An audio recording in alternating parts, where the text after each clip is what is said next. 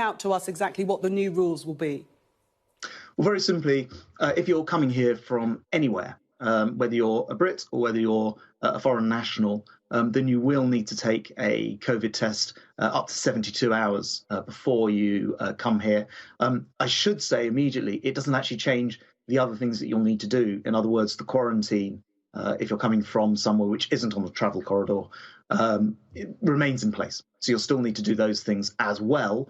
But this is an extra check, and we're doing this now because there are these variants that we're very, very keen to keep out of the country, like the South African variant, for example. I was just going to ask, why exactly are you bringing this in now when the travel industry have been calling for this for months? They wanted something like this put in place to alleviate the pressure that they're under. Well, I want to be clear about what this is and it isn't. It's sensible because there's a new version of the variant out there, the South African variant. We saw the mink one the other week, and there are concerns with the South African one in particular about how effective the vaccine would be against it. So we simply cannot take chances.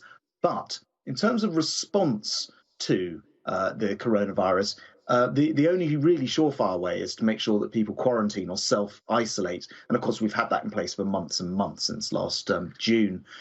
So today, because of that variant, it's become much more urgent. We're not the only ones. I just saw this morning Justin Trudeau, the Canadian Prime Minister, has actually introduced exactly the same thing today for the first time, testing before arrival. But as I say, in our case, and actually in Canada's case, it doesn't remove the need to quarantine as well, I'm afraid.